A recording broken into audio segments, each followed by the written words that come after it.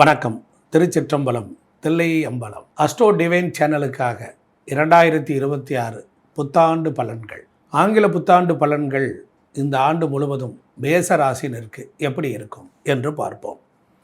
பொதுவாக ஒரு புத்தாண்டு பிறக்குது அப்படின்னா அந்த ஆண்டை நாம் நல்வரவாக வரவேற்று மகிழ்வோம். இந்த ஆண்டு முழுவதும் நமக்கு சகல சௌபாகியங்கள் எல்லாம் கிடைப்பதற்கு இறைவனை பிரார்த்தனை செய்வோம். பொதுவாக 2026 ஆண்டு ஆங்கில புத்தாண்டில் ஒவ்வொருவரும் நினைப்பது என்னன்னா, இந்த வருஷமாவது நமக்கு ஒரு நல்லது நடந்துடாதா, இந்த வருஷமாவது நமக்கு ஒரு விடிவு காலம் கிடைச்சிடாதா. கோடிக்கணக்கான மனிதர்கள், அதில் மேசராசினர் அஸ்வினி, பரணி, கிருத்திகை 1ஆம் பாதம். அப்போ இந்த 3 நட்சத்திரக்காரங்கள் யாராவது ஒருவராவது என்ன பண்ணுவாங்க, இந்த வருஷம் நமக்கு ஒரு கிளிக் ஆயிடாதா, ஏதாவது ஒரு வகையில் டாப்பில் வந்துட மாட்டோமா அப்படின்னு ஏங்கி தவிப்பாங்க. அப்படிப்பட்ட நல்ல உள்ளங்கள் மேசராசி அன்பர்கள், நெருப்பு ராசியை கொண்டவர்கள், இரக்க சிந்தனை உள்ளவர்கள், கோபம் இருக்கும் இடத்தில் குணம் இருக்கும், எப்பொழுதுமே ஒரு தலைமை பண்போடு இருப்பார்கள். இப்பேற்பட்ட மேசராசிக்காரர்களுக்கு ஆசைகளுடன் கனவுகளுடன் எதிர்பார்த்து காத்து கொண்டிருக்கக்கூடிய உங்களுக்கு இந்த ஆண்டை பற்றி பார்ப்போம். பொதுவாக ஒரு ஆண்டில் நன்மை தரக்கூடியது ஜீவன, கர்மம், தொழில் ஸ்தானம், இந்த 3 ஒரு மனிதனுக்கு தேவை. அதை கொடுக்கக்கூடிய பிளானட் எது அப்படின்னா சாட்டர்ன், சனி பகவான் தான். மேசராசிக்கு 12ஆம் இடத்தில் சனி இருக்கிறது. 7.5 நாட்டு சனி என்று கிராமங்களிலே சொல்வார்கள். இப்போ 7.5 சனி இருக்கும் பொழுது நாம் எப்படி இருக்கணும், அதற்கு தகுந்த வழிமுறைகளோடு இருந்தால் அந்த 7.5 சனி நம்மை பாதிக்காது. இருந்தாலும் 7.5 சனி இருக்கிறதே நீங்கள் மனதில் வைத்து கொள்ள வேண்டும். அதுபோல் அடுத்த ஒரு வருடக்கோள் அப்படின்னு எடுத்துக்கிட்டால் குரு பகவான். இந்த ஆண்டு குரு பகவான் 2026 ஜூன் மாதம் 2ஆம் தேதி மிதுன ராசியிலிருந்து கடக ராசிக்கு போகிறார். ஒரு மிகப்பெரிய மாற்றம் கண்டிப்பாக கிடைக்கும், உண்மையிலே கிடைக்கும். என்ன காரணம், 12 ஆண்டுகளுக்கு ஒரு முறை தான் இந்த குரு பகவான் தன்னுடைய உச்ச வீட்டில் போகிறார். உச்ச வீட்டில் பிரவேசம் செய்கின்ற பொழுது தன்னுடைய சொந்த நட்சத்திரமான புனர்பூசம் 4ஆம் பாதம், அப்படிப்பட்ட நிலையில் நவாம்சத்திலையும் அவர் அதே உச்சத்தில் தான் இருப்பார். அப்போ இரட்டிப்பு பலன்கள் முதல் ஒரு 2 மாதங்கள் ரொம்ப பிரமாதமாக இருக்கும். மேசராசிக்கு 4ஆம் இடத்தில் குரு பகவான் வருவது மிகுந்த நல்ல பலன்களை தரும். அங்கிருந்து அவருடைய பார்வை எப்படி இருக்கும், மேசராசிக்கு 8ஆம் வீடாகிய ஆயுள் ஸ்தானம் 8, 10, 12 இந்த வீட்டை மேசத்துக்கு பார்ப்பார். அப்போ ஒரு குரு பார்க்குறார் அப்படின்னா நமக்கு எவ்வளோ பெரிய நன்மை கிடைக்கும். அப்போ குரு என்பவர் பெரும் பணத்திற்கு அதிபதி. நல்லா கவனிக்கணும், பெரும் பணம், குழந்தைகளுக்கு அதிபதி, ஒரு கௌரவம், ஒரு மதிப்பு, ஒரு மரியாதை, இதெல்லாம் கிடைக்குமான்னா கண்டிப்பாக கிடைக்கும். குரு பகவான் மேசராசிக்கு 10ஆம் வீட்டை பார்க்குறார், சமசப்தமமாக பார்க்குறார். அப்படி பார்க்குற பொழுது என்ன ஆகும், இதுவரையில் தொழிலில் ஒரு ஸ்டெடி நிலை இல்லாதவர்கள் ஒரு ஸ்டெடியான நிலைக்கு வருவார்கள். அது ஒரு விஷயம். அப்படி பார்க்கிற பொழுது இந்த ஆண்டில் ராகுவின் சஞ்சாரமும் இந்த ஆண்டின் கடைசியில் நடக்குது. அப்போ டிசம்பர் மாதத்துக்கு மேலே அப்போ ராகு பகவானும் கேது பகவானும் ஒரு மனிதனுக்கு கிடைக்க வேண்டிய நல்ல பலன்களை தடுக்கிறார்களா கொடுக்கிறார்களா அப்படின்னு தான் இந்த ஆண்டு பார்க்கணும். சனி பகவான், குரு பகவான், ராகு, கேது, இதுதான் இந்த ஆண்டு முழுவதும். இப்போ நம்ம நிகழ்ச்சிக்குள்ளே போவோம்.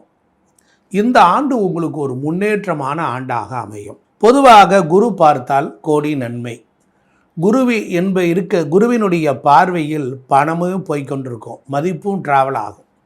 அப்போ கடகத்தில் உச்ச வீட்டில் இருக்கிற பொழுது அந்த பகவான் அவருடைய பார்வையினால் மேசராசிக்கு இந்த ஆண்டு முழுவதும் திருமணம் ஆகாதவர்களுக்கு திருமண பாக்கியத்தை கொடுக்கும். வெளிநாடுகளிலே சென்று கஷ்டப்பட்டு சிரமப்படுகிறவர்களுக்கு விமோச்சனம் உண்டாகும்.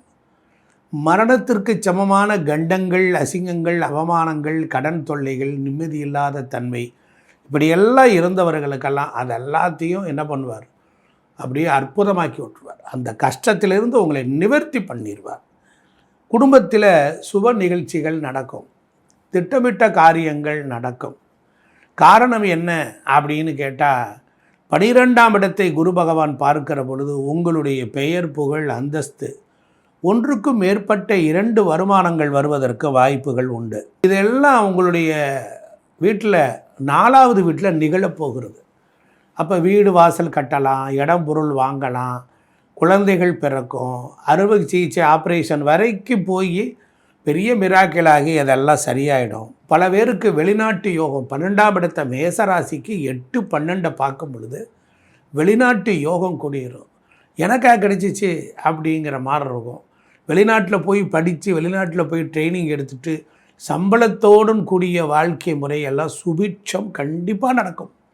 அதிலெல்லாம் மாற்றுக்கிறதே இல்லை. காங்கிரீட் மைண்டில் சொல்கிறேன். அதே போல் தொழில்களில் முயற்சிகள்லேயே வெற்றி பெறும். விரயச்சனியாக 12ஆம் இடத்தில் இருந்த சனியை இந்த குரு பகவான் பார்க்கிறார். வீட்டில் ஒரு மங்களகரமான காரியங்கள் நடக்கும். அந்த விரயத்தை உள்ள சுபமாக மாற்றி விடுவார். சேமிப்பில் கூடுதல் கவனம் இருக்கணும். செலவு கட்டுக்கடங்காமல் வரும், அது நிறுத்த முடியாது. அதை உங்கள் புத்திசாலித்தனத்தால் ஏதாவது ஒரு பண சேமிப்பு திட்டங்கள், இடம் வாங்குகிற திட்டங்கள், அதில் பிரிமி அந்த மாதிரியான ஒரு விஷயத்தில் பயன்படுத்துங்க. ராகு பகவான் 11ஆம் இடமான அதே இடத்துல சஞ்சரிக்கிறார். அப்படிப்பட்ட நிலையில் ராகு உங்களுக்கு தேவையானவற்றை நிறைவேற்றி தருவார். பொருளாதாரத்தில் வளர்ச்சி உண்டாகும், ஆன்மீக நாட்டம் உண்டாகும். ஏன்னா மேசத்துக்கு 5ஆம் வீட்டில் இருக்கக்கூடிய கேது, அதே கேதுக்கு 12ஆம் இடத்தில் குரு வருகின்ற பொழுதும் அப்போ என்ன ஆகும்? கேதுவினுடைய பார்வை குருவுடன் கலந்து தடைகளை எல்லாம் விலக்கி சுமூகமான, சுபிட்சமான, ஆனந்தமான, ஐஸ்வர்யமான, மங்களகரமான வாழ்க்கையெல்லாம் அமைக்கிற மாதிரி நமக்கு அப்படி பல விடியும். அதனால் கணவன் மனைவி கடையில் சச்சரவு, ஒற்றுமை இல்லாமல் பிரிஞ்சு போய் இருந்தது, இதெல்லாம் கைகூடும். 8ஆம் இடம் 7க்கு 2ஐ பார்த்தால் என்ன ஆகும்? சமாதானமாக அந்த அம்மாவே வந்துடுவாள். ஆமாங்க, இதெல்லாம் நடக்குது. அதே போல் அரசு துறையில் இடமாற்றமாக கிடைக்கும். ஆமாம், கேட்டவர்கள்ட்ட உதவி கிடைக்கும். வியாபாரத்தை விரிவு பண்ணலாமா? பண்ணலாம். அதே போல் பொருளாதாரம் குருவின் பார்வையில் லாபஸ்தானத்தில் பதிவதால் தொழிலில் கூடுதலான நன்மைகள் உண்டாகும். பெரிய அளவில் யோகத்தெல்லாம் கொடுப்பார். ஆக பொன்பொருள் ஆடை ஆபரண சேர்க்கைகள்லாம் உருவாகும். மொத்தத்தில் பொறுத்தளவில் உங்களுக்கு இந்த ஆண்டு என்ன செய்யணும்? சாப்பாடு விஷயத்தில் கொஞ்சம் கவனமாக இருக்கணும், அவ்வளோதான். மற்றபடி உங்களுக்கு எல்லா விதமான ஆரோக்கியங்களும் நன்மைகளில் உண்டாகும். நீங்கள் பிடிக்க வேண்டிய தெய்வம் செவ்வாய்க்கிழமை விரதம் இருங்க. முருகப்பெருமான் பழனி திரு ஆவினன்குடி குழந்தை வேலாயுத சுவாமி அந்த ஃபோட்டோ வச்சுக்கோங்க. கண்டிப்பாக உங்களுக்கு நன்மை உண்டாகும். எப்போவுமே பாக்கெட்டில் உங்கள் பையில் ஏலக்காய். உங்களுக்கு எத்தனை வயசு? 30 ஏலக்காய் இருக்கட்டும். வியாபாரம் நடத்துகிறீங்களா? ஏலக்காயை வைங்க. யாராவது எடுத்து சாப்பிட குறைய போடுங்க. செல்வம் குவிந்து கொண்டே இருக்கும். கவலைப்படாதீங்க. ஜெயிக்கவே இந்த ஆண்டு உங்களுக்கு வெற்றிகரமான ஆண்டு. மீண்டும் சந்திப்போம்.